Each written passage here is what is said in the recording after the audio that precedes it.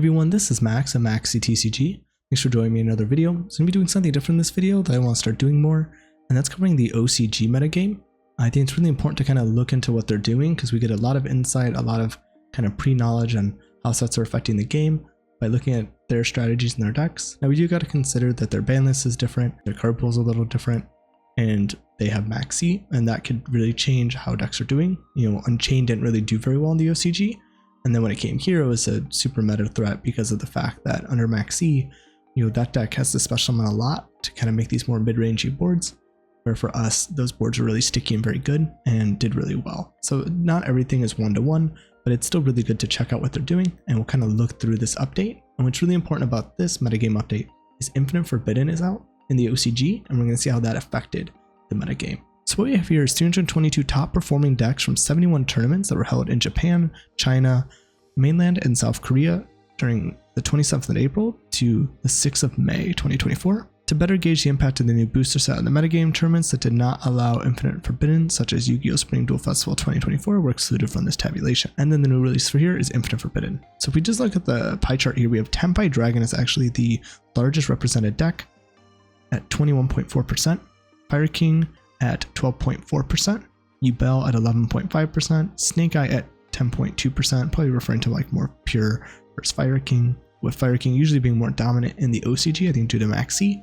Then Voiceless Voice at 5.6%, Memento at 3.1%, Unchained at 3.1%, and then 32.6% other. Now before we move on to look at some of the list of decks that are here, let's look at last metagame report to kind of see how this changed from there. So this is metagame 2 and 3 that we're checking out now. So this has 14.3% for Fire King being the most dominant deck, now dropping to 12.4%. We have Tenpai Dragon going from 12.5% to 21.4%. It's a pretty huge boost. And Yubel staying pretty consistent, 10.4 to 11.5, getting some increase here. And then, you know, we have Voiceless Voice at 7.9, Rescue Ace at 6.8, falling off, Melodious Supreme King at 3.6 we haven't seen, and Branded at 3.2. So definitely some big changes with Tenpai being the most represented deck. Everyone, this is Editing Max. If you're enjoying the content, hit that thumbs up button, give the video a like, leave any comments, which I think is interesting because I think Tenpai, when you prepare for it and are ready for it, it's a lot easier to deal with because it does get hit by some silver bullets, where I think Snake Eye is a little bit more of a versatile deck that's a little bit harder to hit with silver bullets.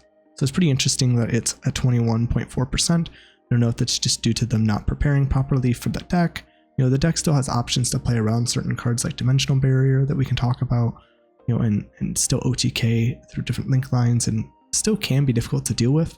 You know, the deck does play a lot of hand traps, so potentially depending on how people are trying to prepare for the deck, they might not get to that point because they'll just get hand trapped into the ground and OTK'd. So even when you prepare, sometimes you're going to lose anyway just because of your hands. But I do think it's interesting that this type of deck is so represented and people maybe aren't preparing for it well enough. So if we look at the different types of decks, we have 69 Tenpai Dragon, 40 Fire King, 33 are Sinful Spoils, Snake Eye Fire King, 7 of them were Fiendsmith, Sinful Spoils, Snake Eye Fire King. I think we're going to be seeing a lot of Fiendsmith as one of the main types that are out of Infinite Forbidden. That's going to be a very big splashable engine. We have 37 Yubel, 24 Fiendsmith Yubel, 11 Yubel, and 1 Grass Fiendsmith Yubel, and 1 Horus Yubel. We have 33 Snake Eye, 21 Fiendsmith Snake Eye, 11 regular Snake Eye, and then 1 Fiendsmith Millennium Snake Eye. Sounds interesting. We have 18 Voiceless Voice, 10 Memento, 10 Unchained, 5 are Fiendsmith Unchained, 4 Yubel Unchained, and 1 regular Unchained. And then we have 8 Branded, 4 Branded, 4 Grass Branded. We have 8 Centurion, 5 Centurion, 2 Fiendsmith Centurion, and 1 Whitewood Centurion. And then we have 7 Gimmick Puppet. That's 4 Gimmick Puppet and 3 Horus Gimmick Puppets. So this is a new set that also got released. And then we have 7 Whitewoods. That's 5 Toy Whitewoods, 1 Centurion Toy Whitewoods, and 1 Fiendsmith Toy Whitewoods. 6 Melodious Supreme Kings, still having some representation from the previous week. 6 Runic, 5 Rescue Ace, 3 Fiendsmith, Sinful Spoils, Snake Eye Rescue Ace, and 2 Sinful Spoils, Snake Eye Rescue Ace. So still some Snake Eye Rescue Ace, but not nearly as much as before. And then we have 4 Grass Infernoid, 4 Magician, 3 Supreme King Magician FTK, and 1 Supreme King the Arc Magician. 4 Ritual Beast, which also got support. 4 Salamangrate, 3 Drytron, which also got support. 3 Labyrinth, 2 Fiendsmith Labyrinth, and 1 Unchained Labyrinth. 3 Madolche, 2 Vernisylph Madolche, 1 Punk Vernisylph Madolche, 3 Orchist, 2 Fiendsmith Millennium Scareclaw Orcus, 1 Fiendsmith Orcus, 3 Sky Striker, 3 Thunder Dragon, 2 Fiendsmith Bestial Thunder Dragon, 1 Bestial Thunder Dragon, 2 Adamantipator, 2 Chimera, and we'll start kind of reading through the rest of these. So we're getting to the end. 2 Fiendsmith Monica, 2 Horus Naturia, 2 Sword Soul, 1 Armed Dragon Dragon Ruler, sounds interesting, 1 Dinosaur, 1 Fiendsmith Bright Atlantean, 1 Grass Dragon Link, 1 Fluunderiz, 1 Grass Horus Sinful Spoil Snake Eye Cash Tier Elements, that's a mouthful, 1 Vanadium, 1 Mathmech Code Talker, 1 Mathback Agnister, 1 Mekonko Infernoble Knight, 1 Pearly, 1 Ragnarika Sun Avalon Rika, 1 Tri-Brigade Lyrilisk, and 1 Vanquish Soul. So Ragnarika got some support. We're seeing some White Woods affecting the meta, a lot of Fiendsmith engines in a lot of these strategies that are getting a lot better. So there's a lot happening here from the new metagame that's really shaping up some of these best decks. You know, Tenpai got a new card, making it a much better deck for a few different reasons that we'll talk about. So we can go ahead and talk about the decks and see why they're performing so well. So for Tenpai Dragon, Infinite Venom bought 3 new cards for Tenpai Dragon that greatly boosts the deck, propelling them straight to the top of the format. Tenpai Dragon Genroku is a new level 3 Tenpai Dragon monster that functions as both a starter and an extender, so it's very powerful for this strategy. We did go over this on the channel.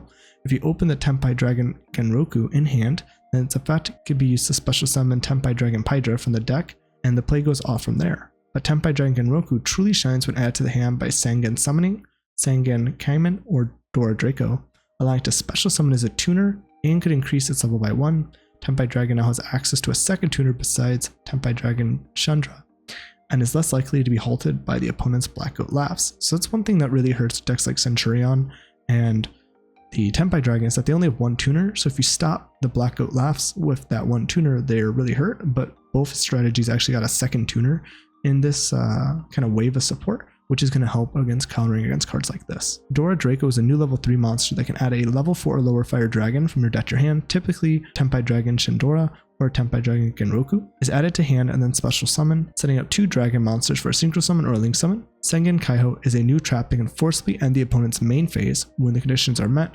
This looks powerful on paper, but in practice is often going to just force the opponent to go into battle phase, and then they'll go straight to main phase 2. Effectively, Sengen Kaiho is just skipping the battle phase. Sengen Kaiho could be fetched out by Tenpai Dragon Pedra, so some players are running 1 copy in the side deck as a possible option for going first, even though many players are choosing not to run it at all. So if we look at this Tenpai deck, the big thing here is they got another card, which is big since they kind of were maxing out for the most part on the ones they did have. You'll gain the deck more consistency, but it's also such a powerful card, being a good starter, an amazing extender, another tuner. It does a lot for the strategy. And makes it a lot better. We see them running a 2-1 copy here with Dora Draco, to fetch this out as a search to special summon, as well as 2 of this copy, and then you can also get to this with the spells as well. So making it very strong, and we can see in their extra deck, nothing too crazy here. Malong, maybe it's a synchro option they go into. Usually most people play like an Ultimate Slayer package. We're seeing 2 of the Binding Dragon, Black Rose, Moonlight. We have the Samurai Monster for Yubel, which has been very popular. Seeing like a small Disbatter package. We're also seeing Doolittle Chimera, another way to increase your attack points and potentially OTK, I think, under Deep Barrier possibly. So I think that's an interesting thing that we've also seen in Fire King for the ability to recur different cards when it's destroyed. So interesting to see this thing play in 2 different decks. And we've seen the side deck. They're actually using this little Karibo monster because it's pretty much like a Threatening Roar, but you can't hit it with Red Reboot, which they have. So it's kind of interesting side against Tenpai Dragon. And we can see they're also using cards like Ghost Ogre, Cosmic, the Threatening Roar monster. So they seem a little bit more prepared potentially for the mirror match than maybe some other strategies. So maybe that helped them with this. For Fire King, we have Top Hair Hat, Silhouette Magician, and Silhouette are 2 new cards from Infinite Forbidden that some players have been running as a disruption. Top Hair Hat, the Silhouette Magician, is a link 2 monster that requires 2 effect monsters to link summon. We did cover these in the channel under news if you want to check that out. But when Top Hair Hat, the Silhouette Magician, is link summoned, its effect can set Silhouette from the deck to the field. During your opponent's turn, Silhouette can be activated to special summon itself, and after it's special summoned, Silhouette can negate the effect of face-up card or cards on the opponent's field as the number of illusions you control. Silhouette itself is a looted monster, so it's a minimally. It can negate an effect of 1 card. If Top Hair Hat, Silhouette Magician, is on the field, then Silhouette can negate the effects of up to 2 cards. Top Hair Hat, Silhouette also has an effect that can trigger and destroy 1 of your opponent's spell or traps. Angel Statue Azurine is another option that can be fetched by Top Hair Hat, Silhouette Magician, when the opponent would special summon a monster while Angel Statue as a rune is in your monster zone, Angel Statue as a rune can send itself to the grave as cost to negate the special summon and destroy the monster. So you have some pretty interesting options here for people playing Top Hair Hat, which is really cool because I think this was a very good link to, very generic. This is a great option if you can't afford SP Little Knight. It's just a very good generic rank 2 to go into. But if you can control SP Little Knight and this, then I think that's also another really cool option. And then here we have them using the new Fire King monster that we don't have, but relatively a pretty standard kind of list here. Not surprising they're going lower on the Snake Eye package with only 3 Ash, but we've also seen them go down from 3 to 2 of the Kieran, which I think is more of a thing more recently, but I think we actually started going down on 2 before they did. They were mostly on 3. And from here we just see a pretty standard Snake Eye Fire King list for the main deck. We see the Silhouette Magician in the extra, SP Little Knight as well in here, and they're pretty much doing the standard like kind of OTK combos that we have with the Zelantis and the Raging Phoenix, throwing 2 of the Promethean Princess, helps play around Nibiru, and we see them siding cards like Nibiru, Ghost Ogre, a lot of Change of Heart, which is really good against Appaloosa, 2 Cosmic Cyclone, also good in the Fire King matchup, Heavy Storm, and then we see them running some Floodgates like Summon Limit, which was very big for us, but now it's banned, Skill Drain, which is we're playing a 1-of, we still have 3, and Anti-Spell, which is at 1. I think this makes a little more sense against the Fire King decks. I think Anti-Spell hurts more than against the Pure deck, but each deck I think can play through Anti-Spell to a degree depending on the hand, but this can turn off certain starters like Bonfire. Alright, so next we have Yubel. So Fiendsmith is a new theme from In Forbidden that could be played as a package in Yubel and functions both as a starter and extender. If there are no Yubel starters in your opening hand, then the Fiendsmith combo could be used to Exceed Summon Beatrice the Eternal, whose effect would send Samsara de Lotus from deck to graveyard. Muckraker from the Underworld, second effect, would special summon Samsara de Lotus from the grave. Samsara de Lotus effect would be able to special summon Spirit of Yubel, and you go off with your Yubel combo. If there are Yubel starters in your open hand, then the Fiendsmith combo could be used to summon DD Wave High King Caesar, instead providing protection against Nibiru the Primal Being. So this went 8-0 and finished 3rd in a CS tournament, which had 25 teams, 75 participants. And this was a 3v3 tournament. So this is pretty interesting. Again, more of kind of help in this kind of Fiend kind of mashup deck. Fiendsmith being very good. And what they're doing for this combo, and if you guys want, I can actually do another video maybe next week that kind of goes over these new combos from In Forbidden and discussing how these plays are working. Which might be, I think, a fun thing to kind of look at and prepare ahead of time, because we'll probably see these in the TCG as well, is you can obviously do the standard line where you just go for the rank 6 Caesar and let your regular plays go through without fearing Nibiru. What you can also do is actually get this out. So instead of just going for a straight rank 6 right away, doing it under the Nibiru summon, this would play into Nibiru, but it would actually let you start plays that you normally couldn't do. So you'd actually end up using the rank 2. So what you end up doing is you'd use like Fiendsmith to get the spell. The spell would ditch the Fabled guy.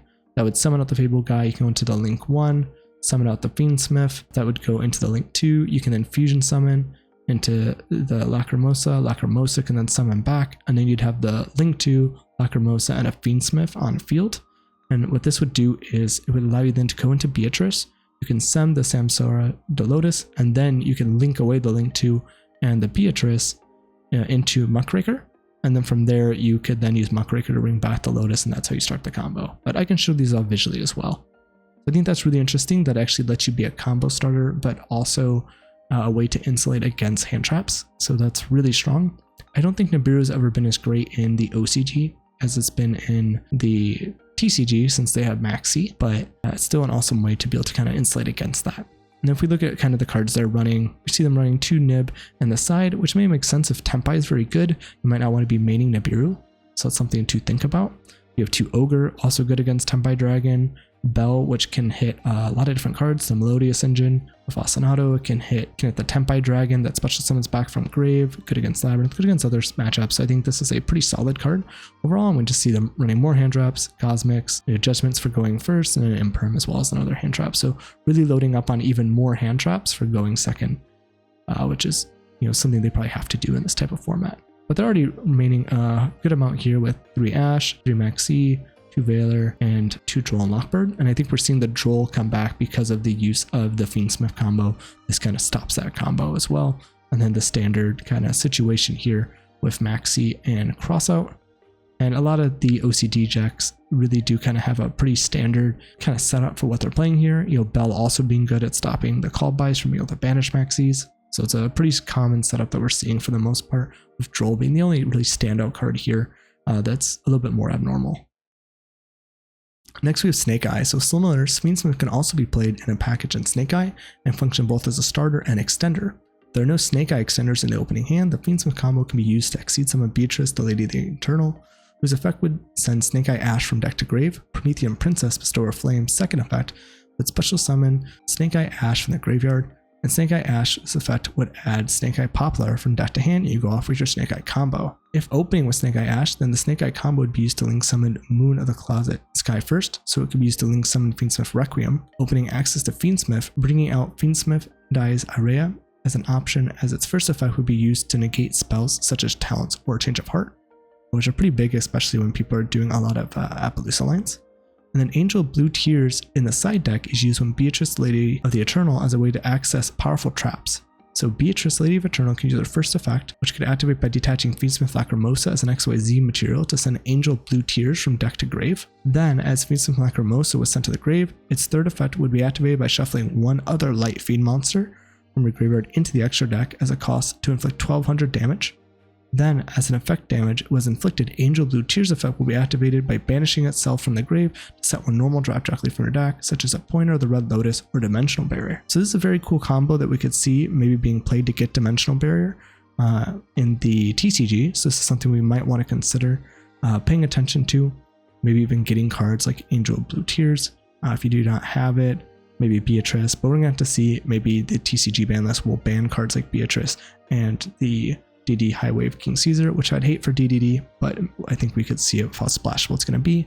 You can actually search out some of these strong traps, like a Pointer of the Red Lotus, which is banned for us. So we might see this being used since D-Barrier can shut out a lot of decks. We can shut out Voiceless, Tenpai Dragon, Melodious, Branded, and quite a few options here.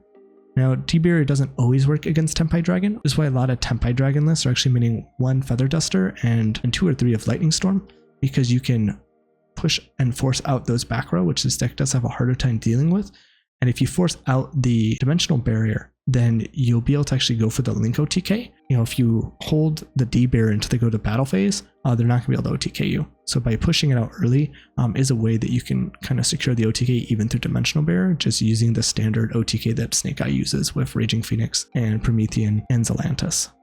So if we look at their deck here, pretty standard Snake Eye list here. They just had the Fiendsmith package as well as the standard Snake Eye stuff. So nothing too crazy here. We look at the extra deck, standard Fiendsmith. They have Link Kribo, which we do not have anymore. And the rest of their list outside the Closed Woods looks pretty standard from here. They are also citing the kind of like new Maxi, so we'll see if anything happens to Maxi in the future. Ghost Ogres for Tenpai Dragon, which makes sense. We have the Blue Tears for that side deck play, which is pretty interesting. And then they can get cards like Dimensional Barrier and a Pointer of the Red Lotus, and we also have the Blackout Laughs, another good Tenpai hit potentially. Pretty interesting list. The conclusion here is Infinite Forbidden has significantly impacted on the metagame. Tenpai Dragon rose up to the top, while Fiendsmith is the most popular variant of Yubel and Snake Eye builds. The popularity of Fiendsmith resulted in the resurgence of Droll and Lockbird in the main deck as a tech against them. If you enjoyed the weekly reports, consider the Road to the King Patreon. So definitely check them out. They do a lot of really interesting reports on the game, and it's very helpful to see, and they do a lot of work into kind of setting this up, which allows us to kind of see what's going on. Hey everyone, this is Editing Max. If you're enjoying the content and you want to support the channel, you can check out the TCG affiliate link in the description below. It supports the channel and costs you nothing, and you'll just be doing the same thing you normally do when buying cards from TCG Player. If you're new to buying cards from TCG Player, check out my website. I have a section on it that helps out newer people, kind of explaining some aspects of TCG Player, so that way you get the most out of your money and don't kind of fall into any of these kind of weird things that some people do to kind of push up the prices of cards. If you want to become a patron of the channel, check out my Patreon. It's another way you can help support the channel. We have different perks you can check out, like a lot of archetype proxies you can see on the screen. Every week I put a new one out that everyone on the channel can vote on, and then those go to Patreon where you can print out. You can also join for early access. Some videos will be 1 day early access, others that are in a longer series could be weeks out in advance, where you can get the entire thing at once. Everyone on YouTube has to wait week by week for all of the videos to come out. You can also join for a exclusive Yu-Gi-Oh! Reaction series where I watch through the Yu-Gi-Oh! Anime and we can have a discussion in the comments and kind of watch through it together as well, plus other perks coming out in the future. Everyone, thanks again for watching the content. But let me know what your guys' thoughts. Are any of these engines surprising? Are you worried about anything getting banned? Are you excited to play any of these decks? Or are you scared for when these decks come out? So I think the only thing I didn't really talk about was the fact that for Yubel, they have the fusion that we're not sure when we're going to get, which does make the deck a lot better, but we've seen Yubel even topping regionals at this point, and I think we'll probably top the next YCS, at least to some degree, maybe with 1 or 2 decks in the TCG, even without this fusion, and with this fusion, it'll get even better. So let me know what you guys think. I'd love to hear it in the comments, and I'll see you guys in the next one.